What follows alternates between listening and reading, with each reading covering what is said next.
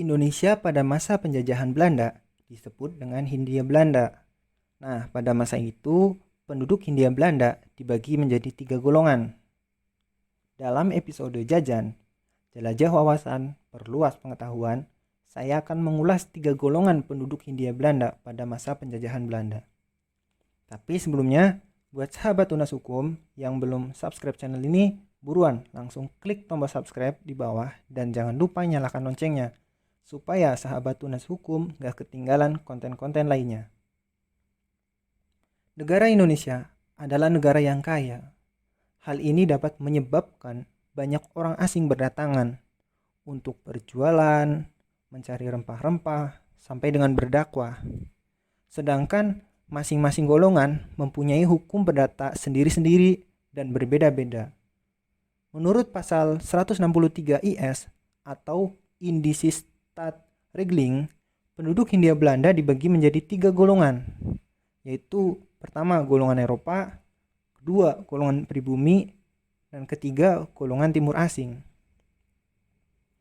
Penduduk yang masuk kriteria sebagai golongan Eropa yaitu ada 5 kriteria.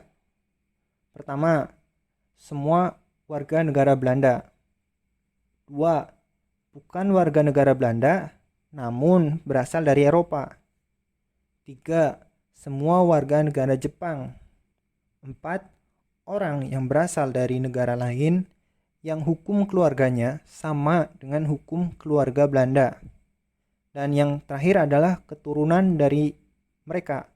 Mereka di sini adalah tadi ya, warga negara Belanda, Eropa, Jepang, maupun negara yang memiliki hukum keluarganya sama dengan hukum keluarga Belanda. Golongan kedua yaitu pribumi. Mereka adalah orang Indonesia asli yang tidak pindah ke golongan lain, atau mereka yang semula golongan lain lalu membaurkan dirinya ke dalam golongan Indonesia asli. Terakhir adalah golongan timur asing. Golongan terakhir ini adalah mereka yang tidak termasuk dalam golongan Eropa ataupun golongan pribumi, yaitu golongan timur asing Tionghoa dan golongan timur asing bukan Tionghoa seperti Arab, Pakistan, maupun yang lainnya.